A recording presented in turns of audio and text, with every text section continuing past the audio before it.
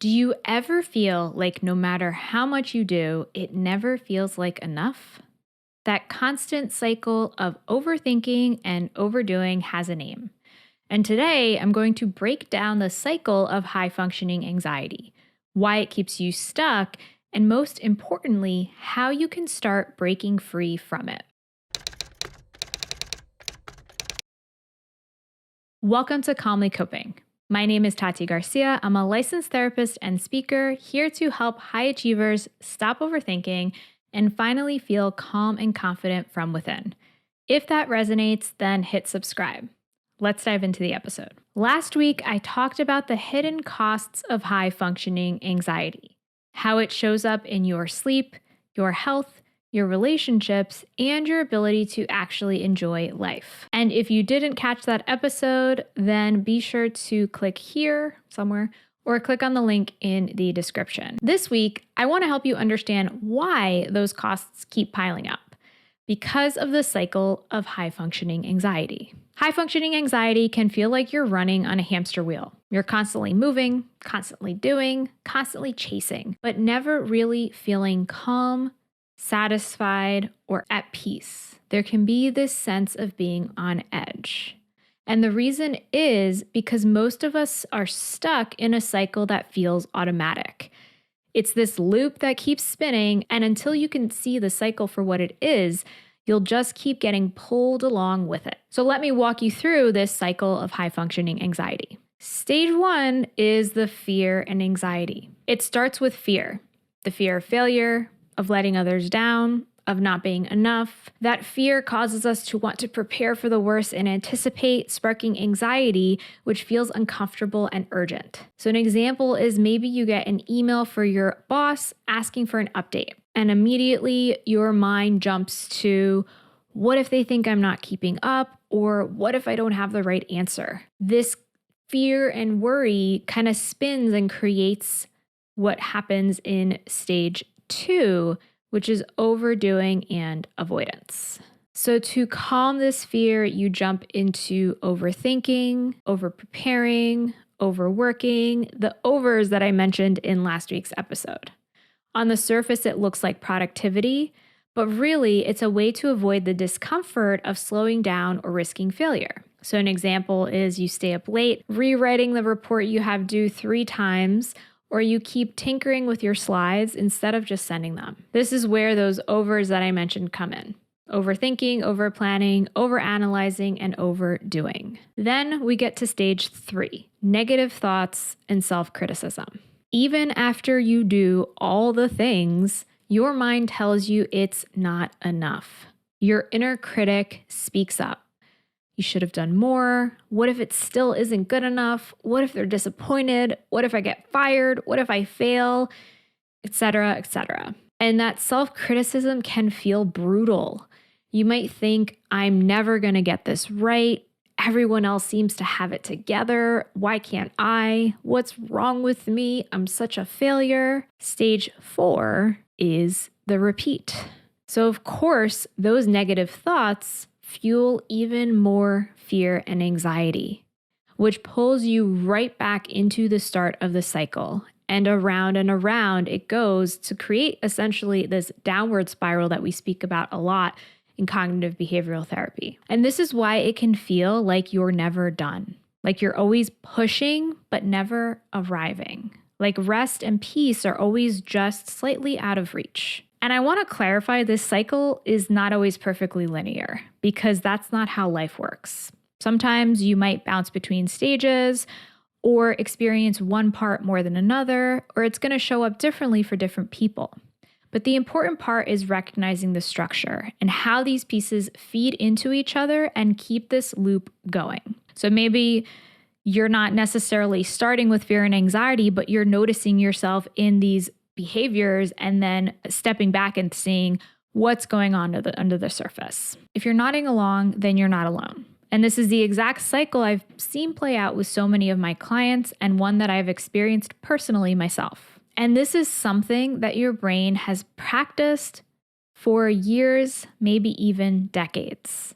And for high achievers, it's often reinforced by praise and by the external validation that comes from being the dependable one, the overachiever, and the person who always gets it done. And maybe this is also reinforced in your values. Maybe because it's so important to you to be dependable, to have high standards, to be the person that people can rely on or do work in a detail-oriented way. Those traits and those values may have made it so that you're more likely to end up in this place.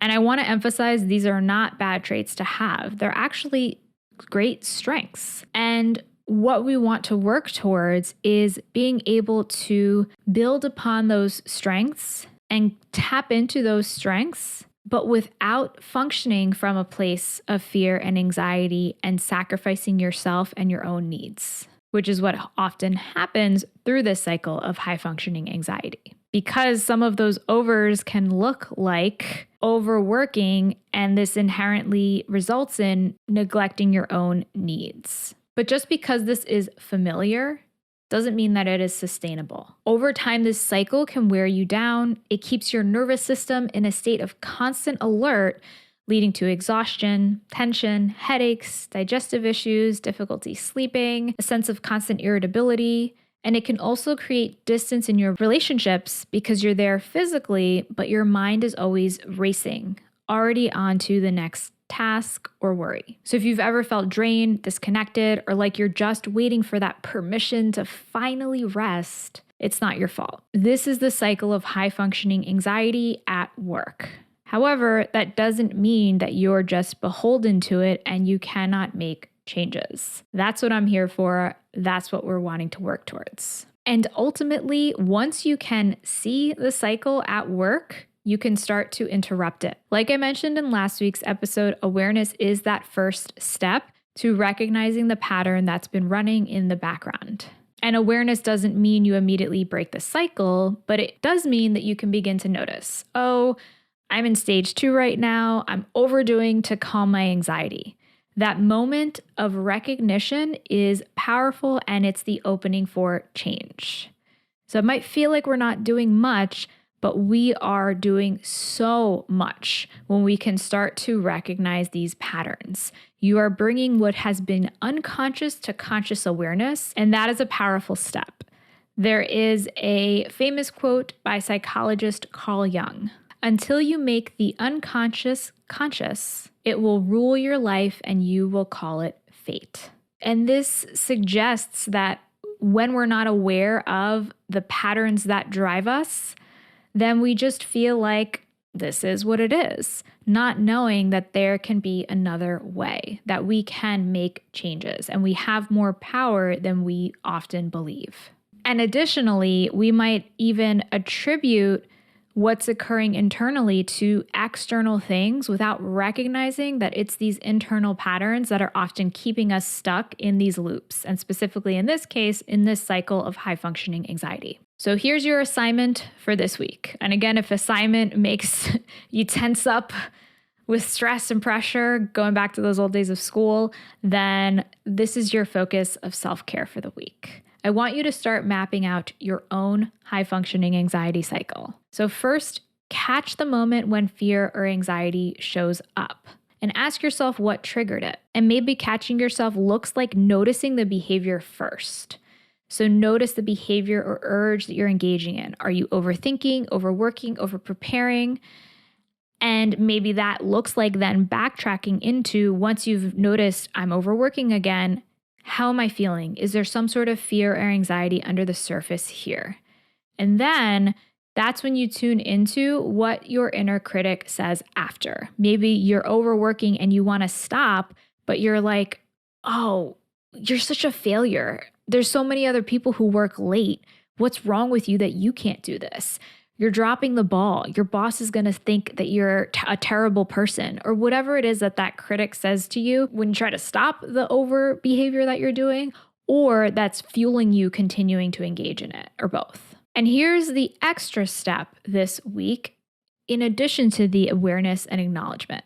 Before you automatically move into the overdoing, practice hitting pause. It doesn't have to be long, or even if you catch yourself in the overdoing. Take a moment to hit the pause button And this could look like just taking 3 deep breaths, doing a 2-minute stretch, getting up and moving around, or even just writing the fear down, what's in your mind, instead of acting on them immediately. These moments of tiny interruption might feel small, but they are powerful. And they are the first step to loosening the cycle's grip. And the more and more you can practice these moments, the more this builds up to create long-term change. Because that is the most effective and sustainable change, not the grandiose gestures or the huge shifts that you're making from one day to the next, but the small moments where you can catch yourself, change your behavior, and think differently. And I want you to remember that if you're stuck in this cycle, you're not stuck in it forever, and there are tools that can help you break free. That's exactly why I created the Calm and Ambitious Vault. It's an on-demand toolkit designed for high achievers like you who want to reduce anxiety, quiet overthinking, and finally step off the hamster wheel. The vault is opening soon, but you can join the waitlist today for exclusive early access and discounts. You'll find the link in the show notes or by going to calmlycoping.com/vault. And if you were here for the first episode, remember that this is part 2 of this 3-part high functioning anxiety series. In next week's episode, part 3, I'm going to share the 3 biggest lessons I've learned from helping hundreds of high achieving professionals manage their anxiety. Lessons that can help you start shifting out of the cycle we talked about today. And I'll also give you a peek at a brand new way you can put these lessons into practice in your own life. Remember that once you see the loop, you can start to interrupt it. And that is where the power lies. While you wait for next week's episode, I have other episodes about calming your mind, improving work-life balance, and feeling more confident from within. So be sure to check out these episodes here. Thank you so much for tuning in today. And until next time, be calm.